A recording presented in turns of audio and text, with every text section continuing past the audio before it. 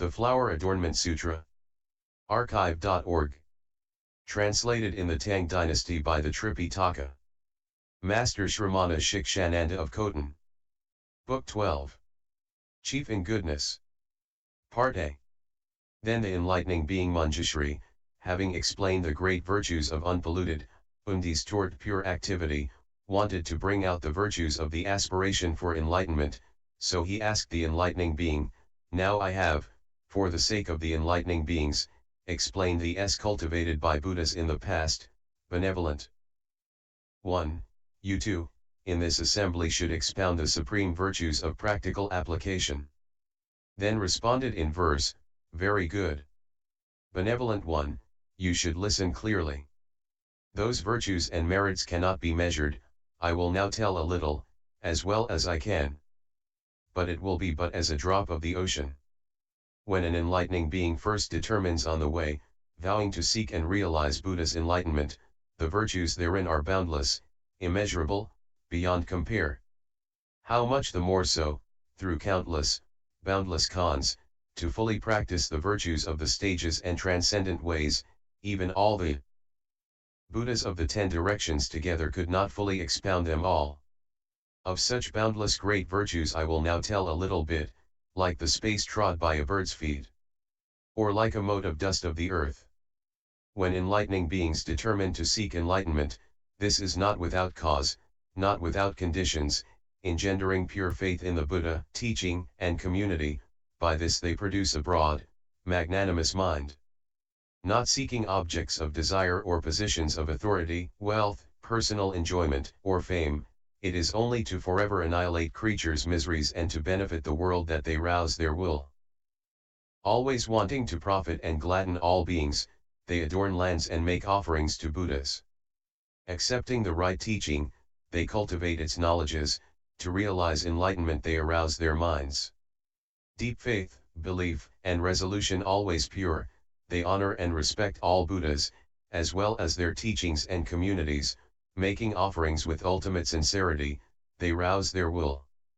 Deeply believing in the Buddha and the Buddha's teaching, they also believe in the way traversed by Buddhas to be, and believe in unexcelled great enlightenment, thereby do enlightening beings first rouse their will.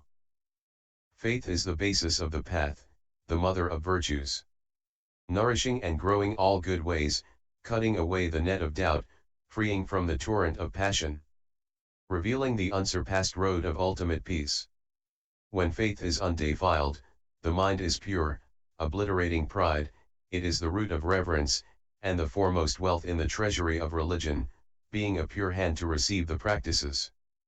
Faith is generous, the mind not begrudging, faith can joyfully enter the Buddha's teaching, faith can increase knowledge and virtue, faith can assure arrival at enlightenment. Faith makes the faculties pure, clear, and sharp, the power of faith is strong and indestructible. Faith can annihilate the root of affliction. Faith can turn one wholly to the virtues of Buddhahood. Faith has no attachment to objects, transcending difficulties, it reaches freedom from trouble. Faith can go beyond the pathways of demons and reveal the unsurpassed road of liberation. Faith is the unspoiled seed of virtue, faith can grow the seed of enlightenment. Faith can increase supreme knowledge, faith can reveal all Buddhas. Therefore I'll explain in steps practicing in accord. Faith is most powerful, very difficult to have, it's like in all worlds having the wondrous wish-fulfilling pearl.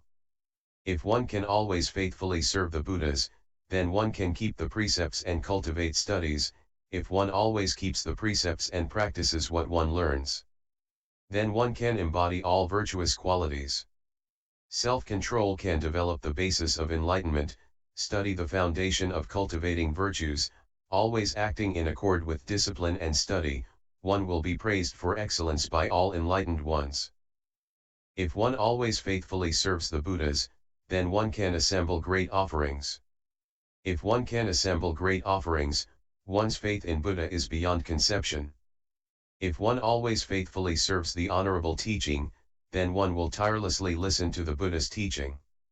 If one hears the Buddha's teaching without tiring of it, one's faith in the teaching is inconceivable.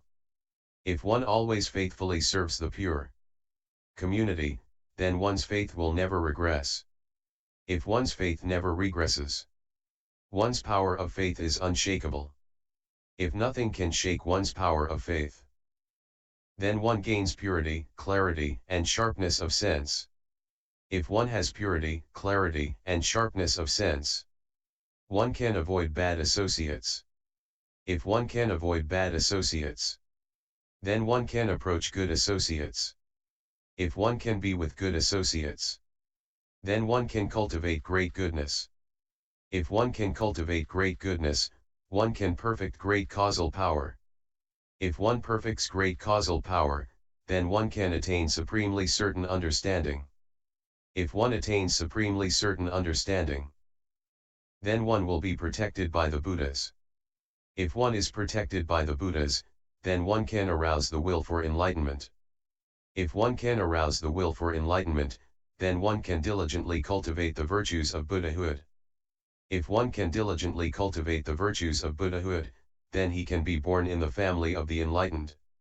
If one gets to be born in the family of the enlightened, then one can practice skillful liberative techniques. If one can develop skill in means of liberation, well, then one can reach purity of the faithful mind. If one gains purity of the faithful mind, then one can increase supreme will. If one can increase supreme will, then one can always practice the transcendent ways. If one always practices the transcendent ways, then one can fulfill the great vehicle. If one can fulfill the great vehicle, then one can give offerings to Buddhas in the right way. If one can make offerings to Buddhas in the right way, then one can remember Buddha with unwavering mind. If one can remember Buddha with unwavering mind, then one can always see infinite Buddhas. If one always sees infinite Buddhas, then one sees the essence of the enlightened is eternal. If one sees the essence of the enlightened is eternal, then one can know the truth never dies. If one can know the truth never dies, then one attains unhindered powers of elucidation. If one attains unhindered powers of elucidation, then one can expound boundless teachings. If one can expound boundless teachings, then one can compassionately liberate beings. If one can compassionately liberate beings, then one can attain a mind of unshakable compassion. If one can attain a mind of unshakable compassion, then one can appreciate the most profound truth. If one can appreciate the most profound truth, then one can abandon the errors of fabrication. If one can abandon the errors of fabrication, then one can divorce conceit and indulgence. If one can get rid of conceit and indulgence, then one can benefit all beings together. If one can benefit all beings, then one can be in birth and death unwearied. If one can be in birth and death unwearied, then one can be invincibly brave and strong. If one can be invincibly brave and strong, then one can bring forth great spiritual powers. If one can bring forth great spiritual powers, one will know the activities of all sentient beings. If one knows the activities of all sentient beings, then one can mature and perfect living beings. If one can mature and perfect living beings, one will attain the knowledge to save all beings. If one attains the knowledge to save all beings, then one can perfect the means of salvation. If one can perfect the means of salvation, one then will give beings unlimited benefit. If one gives beings unlimited benefit, one will fulfill the techniques of supreme knowledge. If one fulfills the techniques of supreme knowledge, one will remain on the heroic unexcelled path. If one remains on the heroic unexcelled path, one can crush the power of all demons.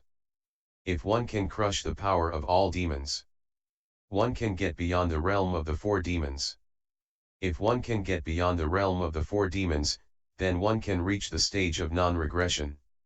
If one can reach the stage of non-regression, one attains profound acceptance of the non-origination of things. If one attains deep acceptance of the non-origination of things, one will receive the Buddha's prediction of enlightenment. If one's enlightenment is foretold by the Buddhas, then all the Buddhas will appear in one's presence. If all the Buddhas appear in one's presence, one will comprehend the profound, mystic use of spiritual powers. If one comprehends the deep mystic function of spiritual powers, one will be remembered by all the Buddhas. If one is remembered by the Buddhas, then one will adorn oneself with the qualities of Buddhahood. If one adorns oneself with the qualities of Buddhahood, one will attain a splendid body of felicity.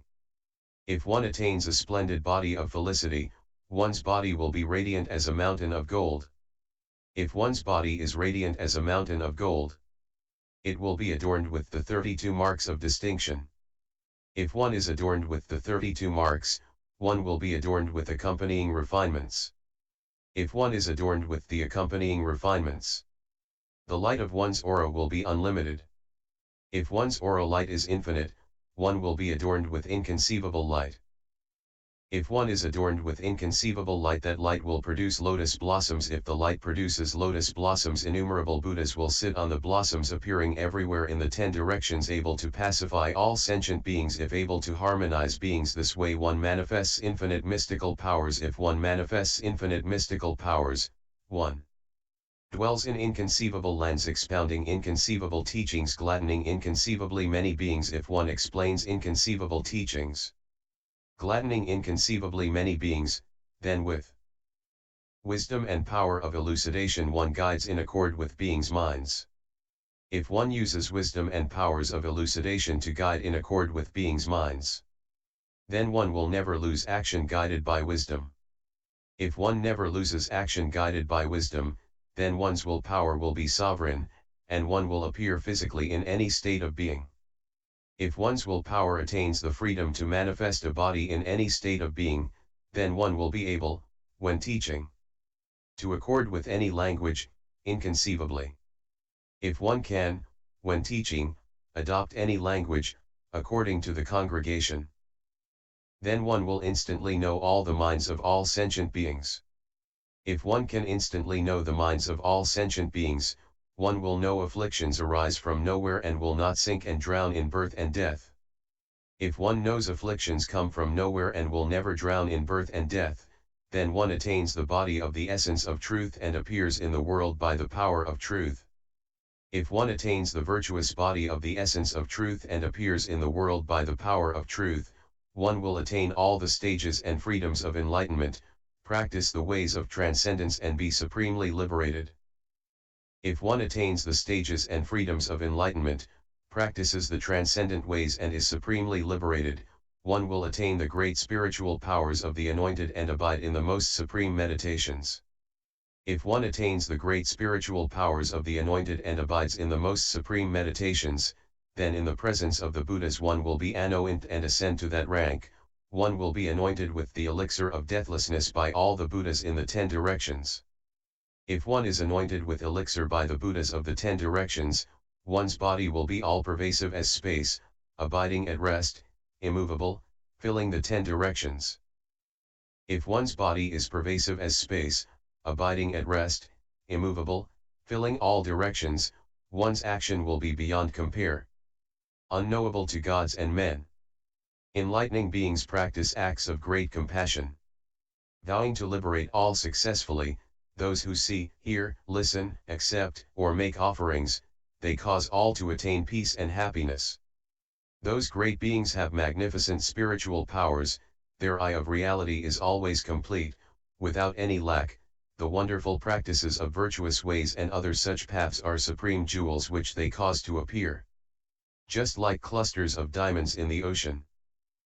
By their mystic powers they produce many jewels, without decrease or increase, and inexhaustible, such is the mass of enlightening beings' virtues. Where there are lands with no Buddha, there they appear to attain enlightenment. Where there are lands where the teachings unknown, they expound there the treasury of sublime doctrines. Without discrimination, without effort, they reach everywhere in a single instant. Like the moonlight extending everywhere, teaching beings by innumerable techniques. In the worlds of the 10 directions constantly they show the way of Buddhahood, turning the will of the true teaching and entering extinction, down to the distribution of their relics. Sometimes they show the paths of followers or self-enlightened ones, sometimes they show the universal adornment of full Buddhahood, thus they open up the teachings of the 3 vehicles. widely liberating beings for infinite cons. They may manifest the forms of dragon girls or boys, or celestial dragons, or titans too, down to Mahoragas and so on. They let everyone see according to desire.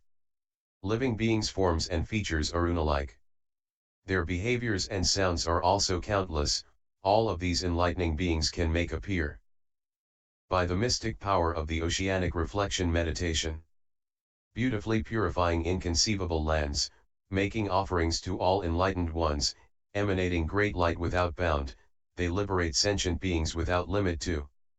Their knowledge and wisdom is independent and inconceivable, their speech in explaining truth is unhindered, their generosity, self-control, tolerance, energy, and meditation, wisdom, skill in means, spiritual powers, and such, are all likewise free, by the power of Buddha's flower garland meditation.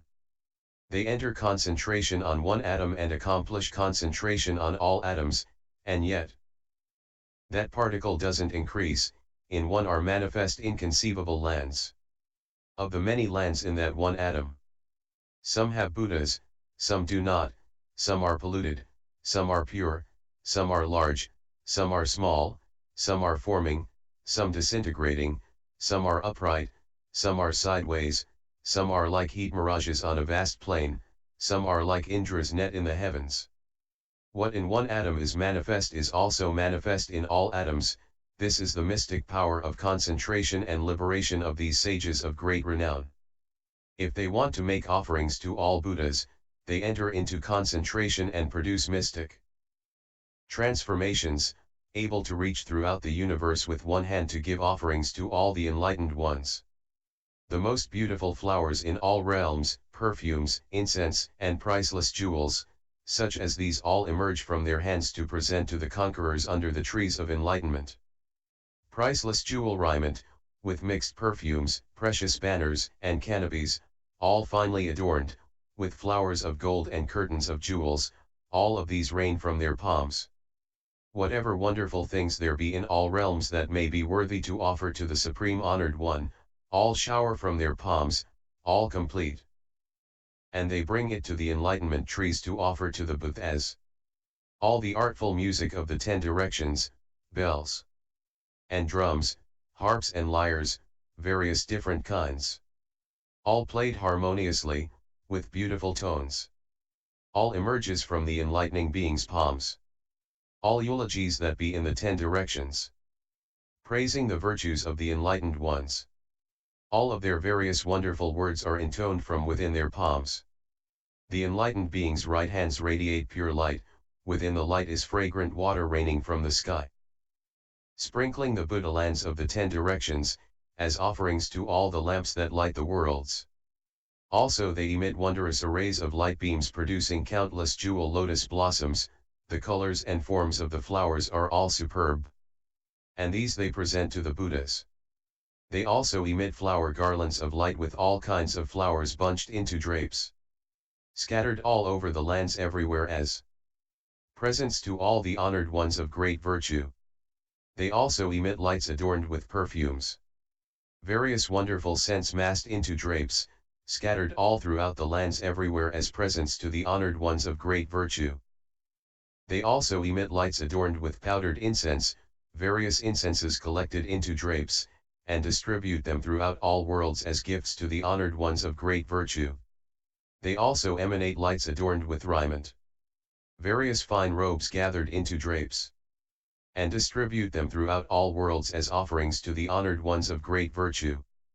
They also emit lights adorned with jewels, various beautiful jewels massed into drapes, and distribute them throughout all worlds as presents to the honored ones.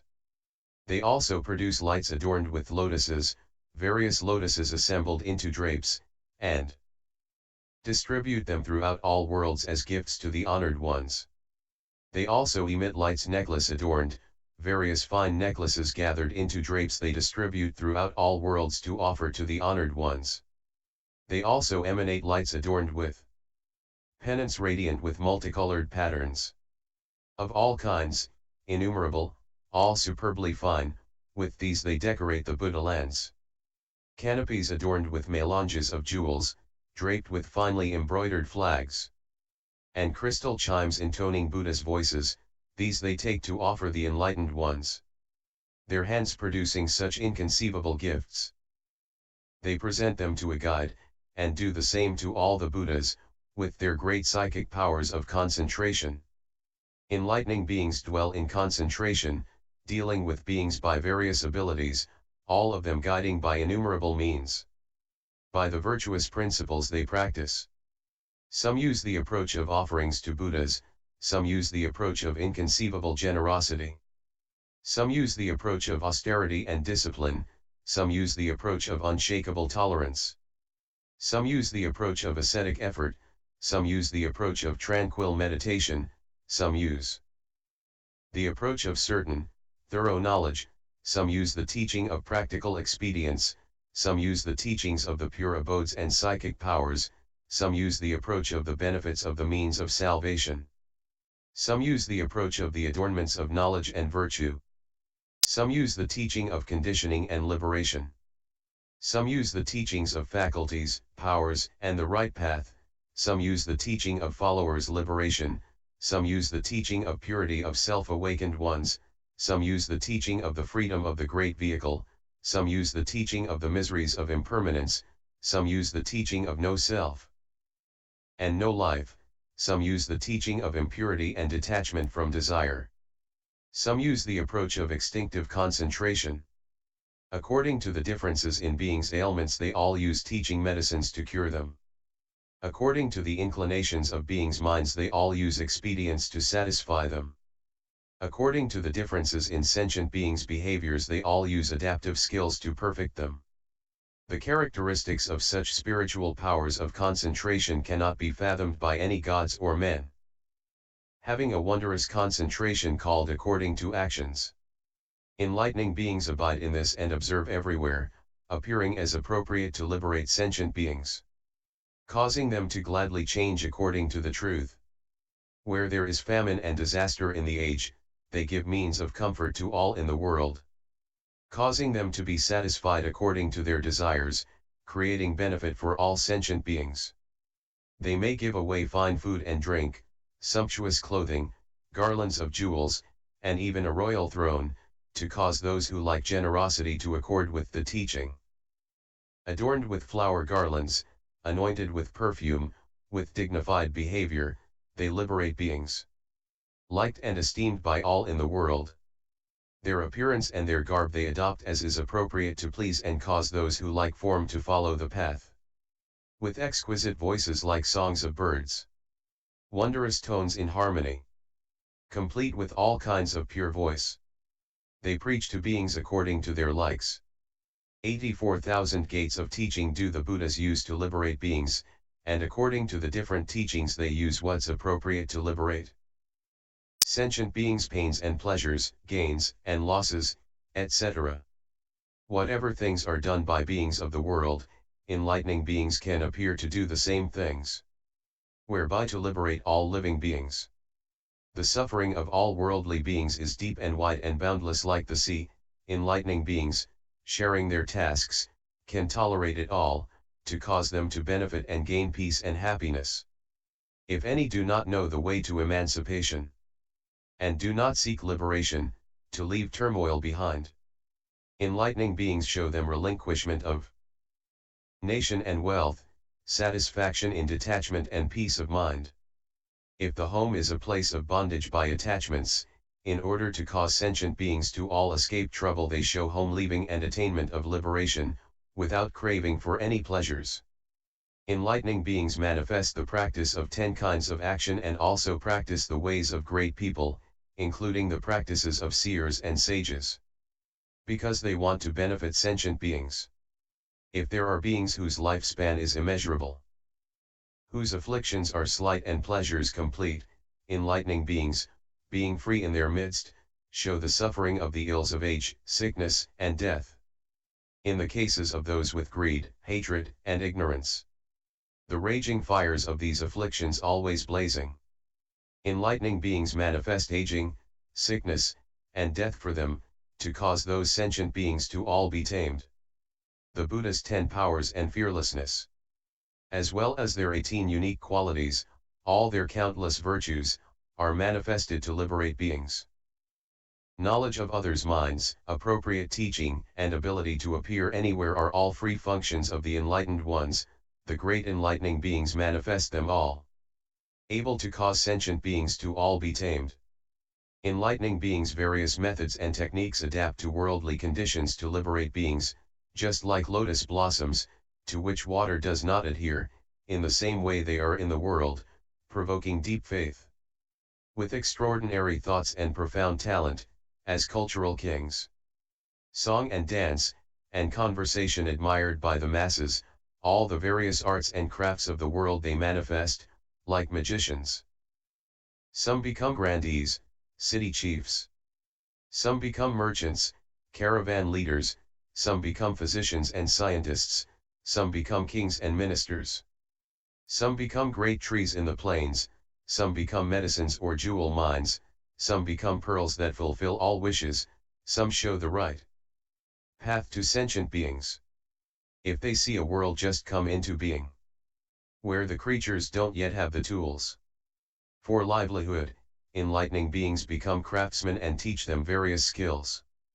They do not make anything that will oppress or afflict living beings, they only explain things that will be of benefit to the world, various fields of knowledge, such as incantational arts and medicinal herbs, and all contained therein they can explain. The excellent practices of all the sages faithfully looked up to by humans and divines, such difficult practices and austerities enlightening beings can perform according to need. Some become non-Buddhist mendicants. Some practice asceticism alone in the forest, some go naked, without any clothes, being teachers and leaders of such groups. Some show various practices of wrong livelihood, practicing incorrect principles as supreme. Some manifest the postures of Brahmin ascetics, becoming leaders of such groups. Some expose themselves to the heat of fire and sun, some practice cults imitating animals, some put on filthy clothing and worship fire. In order to transform such cultists, they become their teachers.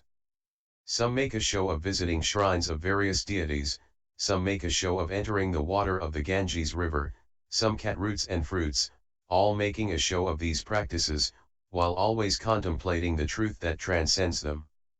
Some show themselves kneeling or standing on one foot, some lie on thorns or in dust and dirt.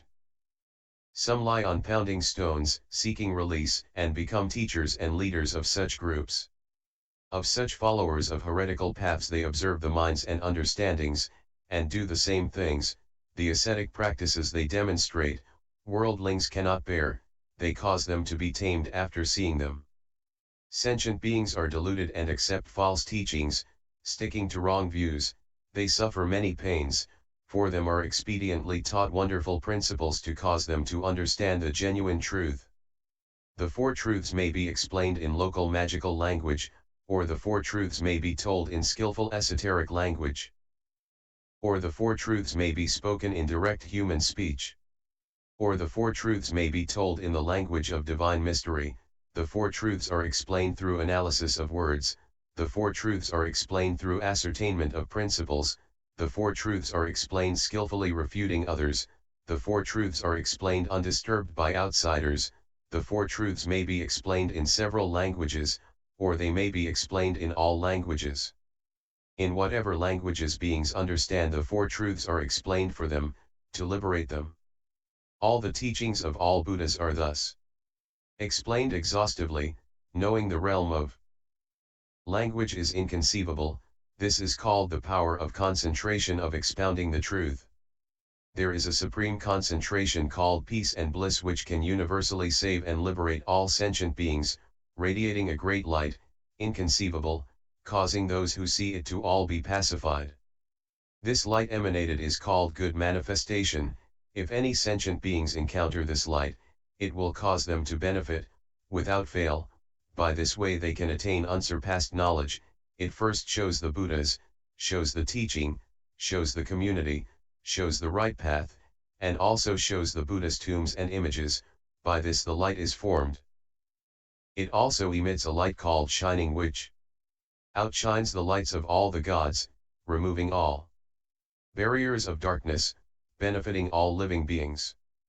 This light awakens all sentient beings, inducing them to offer lamps to the Buddhas. Because they present lamps to the Buddhas, they can become supreme lamps in the world.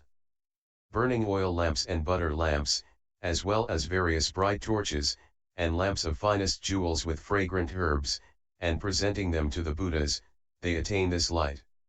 It also emits a light called salvation.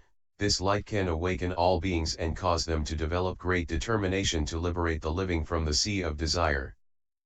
If one can universally produce this determination to liberate the living from the sea of desire, then one can cross over the torrents of afflictions and lead the way to the sorrowless citadel of freedom.